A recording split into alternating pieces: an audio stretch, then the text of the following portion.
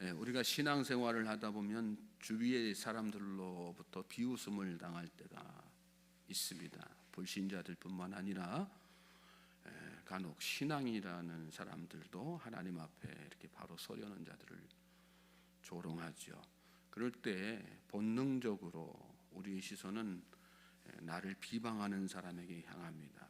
억울함과 분노, 배신감, 상처로 인해서 믿음이 그 근간부터 흔들릴 때가 많죠. 비방을 넘어서는 신앙의 자유함이 있어야지만 오히려 결박을 당할 때가 많은 것입니다. 오늘 시편의 기자 또한 그랬습니다. 지난 시간에 묵상했던 39절에서 내가 두려워하는 비방이라고 말할 정도로 시인에게도 다른 사람의 시선과 비방하는 말은 정말 견디기 힘든 그런 시험이었습니다. 중요한 것은 그는 이 문제를 가지고 하나님께 기도하면서 하나님의 방법으로 해결했다는 것입니다. 그렇습니다. 억울함과 비방 조롱은 누구에게나 견디기 힘든 일입니다. 힘들지 않다고 말할 수는 있지만 힘들지 않은 사람 없고, 괜찮다고 말할 수는 있지만 괜찮은 사람은 없습니다. 말의 힘은 그만큼 강하고 또 인간은 그만큼 연약한 존재이기 때문입니다. 신앙의 성숙이란 그것을 어떻게 극복하느냐에 달려 있는 것입니다. 본문 41절을 보시면 여호와여 주의 말씀대로 주의 인자하심과 주의 구원을 내게 임하게 하소서. 우리가 시편 119편을 계속 묵상해 오지만 시인처럼 말씀을 귀하게 여기고 또 말씀 붙들고 산 사람이 없죠. 그런데 그런 그에게도 정말 견디기 힘든 시험은 그런 자신을 향한 다른 사람의 비방과 조롱이었습니다. 흔들리고 싶지 않지만 또 무시하고 싶지만 넘어서고 싶지만 잘 안 됩니다. 금방이라도 그 억울함과 분노를 쏟아낼 수 있는 상황이라는 말씀이죠. 그런데 시인은 오히려 이 말씀 보면 그러한 때에 주의 인자하심과 구원이 자신에게 임하기를 하나님 앞에 기도하는 것을 말씀 가운데서 보게 됩니다. 하나님, 제가 이렇게 연약합니다. 말씀을 붙들고 또 주님을 의지해서 산다고 하지만 여전히 제 안에는 다른 사람의 시선을 두려워하고 나를 향한 다른 사람들의 평가에 흔들리는 그런 연약한 모습이 있습니다. 저는 하나님의 은혜와 구원이 아니면 살 수 없습니다. 그러니 주님께서 말씀하신 대로, 약속하신 대로 저에게 은혜와 구원을 베풀어 주십시오. 그렇게 기도한 것이죠. 시인이 이렇게 기도할 수 있었던 이유는 상대방이 아니라 나의 연약함을 바라보았기 때문입니다. 성숙한 성도는 상대방이 아니라 나를 바라봅니다. 말씀을 붙들고 살지만 여전히 다른 사람들의 시선과 비방에 흔들리고 있는 나의 연약한 믿음을 돌아보면서 하나님 앞에 겸손한 마음으로 은혜를 구하는 사람, 그 사람이 성숙한 신앙인입니다. 하나님은 그런 사람에게 구원의 은총을 베풀어 주시죠. 그래서 극복하는 자가 되게 하시고 넘어서는 자가 되게 하시고 승리하는 자가 될 수 있도록 힘과 능력을 주시는 것입니다. 42절 43절 보십시오. 그리하시면 내가 나를 비방하는 자들에게 대답할 말이 있사오리니 내가 주의 말씀을 의지함이니이다. 진리의 말씀이 내 입에서 조금도 떠나지 말게 하소서. 내가 주의 규례를 바랐음이니이다. 성숙한 신앙인은 말이 아니라 말씀으로 승부하는 사람입니다. 저는 저와 여러분이 누가 여러분을 비방하고 억울하게 여러분을 모함합니까? 여러분에게 말로 상처를 주는 사람이 있습니까? 그 사람과 말싸움을 하는 것이 아니라 말씀으로 승부 보시기를 주님의 이름으로 소망하고 축복합니다.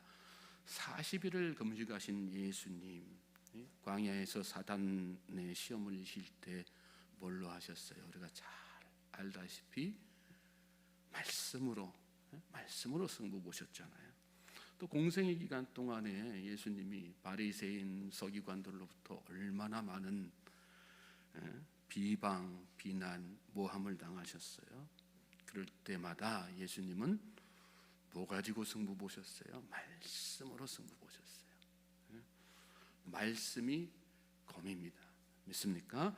성도는 말씀을 입에 늘 달고 사는 사람, 그 사람이 성도예요. 사람의 말은 공격의 빌미가 되지만 하나님의 말씀은 세상의 모든 철학과 논리와 지식을 다 잠재우는 능력이 있습니다. 믿습니까? 말씀으로 승부 보십시오. 누구와의 비방이 맞서든 여러분 하나님의 말씀으로 승부 보십시오. 그럴 때 그 말씀이 여러분 안에서 능력이 되어서 역사하는 놀라운 은혜와 신비를 체험하게 될 것입니다. 44절로 48절 말씀 보십시오. 내가 주의 율법을 항상 지키리이다. 영원히 지키리이다. 내가 주의 법도들을 구하여 싸우니 자유롭게 걸어갈 것이오며 또 왕들 앞에서 주의 교훈들을 말할 때에 수치를 당하지 아니하겠사오며 내가 사랑하는 주의 계명들을 스스로 즐거워하며 또 내가 사랑하는 주의 계명들을 향하여 내 손을 들고 주의 율례들을 작은 소리로 읊조리리이다. 참된 자유는 말씀을 지키는 자가 누릴 수 있는 것입니다. 다른 사람들이 아무리 비방해도 묵묵히 내가 말씀을 지키며 나아갈 때 결국은 비방하는 자가 수치스러워지는 때가 반드시 오게 되는 것입니다. 또 말씀을 지키는 자만이 세상의 어떤 권력자 앞에서도, 여기 말씀 보면 왕들 앞에서 주의 교훈들을 말할 때에 그랬지 않습니까? 어떤 권력자, 어떤 왕 앞에서도 부끄러움 없이 담대하게 하나님의 말씀을 선포하며 나아가는 그 믿음의 성도가 될 수 있는 것입니다. 야고보서 1장 22절에 보면 너희는 말씀을 행하는 자가 되고 듣기만 하여 자신을 속이는 자가 되지 말라. 또 야고보서 1장 22절 말씀이죠. 또 마가복음 3장 35절에 예수님께서 이런 말씀도 하셨어요. 누구든지 하나님의 뜻대로 행하는 자가 내 형제요 자매요 어머니니라. 우리는 말씀을 듣기만 하는 자가 아니라 행하는 자가 되어야 될 줄 믿습니다. 우리는 예수님의 형제 자매 아니겠어요? 우리가 예수님을 영접한 순간 우리는 예수님과 한 몸이 된 사람입니다. 예수님의 생애를 한마디로 정의하면 예수님의 생애는 말씀대로 사신 생애였습니다. 제가 좋아하는 찬양 중에 십자가의 길, 순교자의 삶이라고 하는 찬양이 있습니다. 내 마음에 주를 향한 사랑이 나의 말엔 주가 주신 진리로 나의 눈에 주의 눈물 채워주소서. 내 입술의 찬양의 향기가 두 손에는 주를 닮은 섬김이 나의 삶에 주의 흔적 남게 하소서.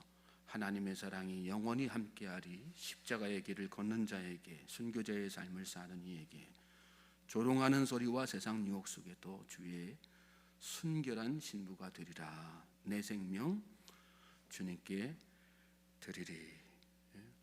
제 마음속에 특별히 와닿는 가사가 이 가사예요. 조롱하는 소리와 세상 유혹 속에서도 주의 순결한 신부가 되리라. 우리의 순결을 유지시킬 수 있는 유일한 방법은 하나님의 말씀을 지키면서 사는 것입니다. 오늘 이 하루가 저와 여러분에게 그러므로 말씀을 듣는 것으로 끝나는 것이 아니라 말씀을 지켜 행함으로 우리의 순결한 신앙을 하나님 앞에 올려드리는 복된 하루가 되기를 주님의 이름으로 소망하고 축복합니다. 그럴 때 세상의 모든 비방이 우리 안에서 도전이 되고 시험이 되고 유혹이 되는 것이 아니라 그것을 넘어설 수 있는 놀라운 능력이 우리 안에 충만해져서 아무것도 아닌 것이 되는 것입니다. 믿습니까? 오늘 이 하루 그렇게 말씀으로 승리하는 복된 날 되시기를 다시 한번 주님의 이름으로 소망하고 축복합니다.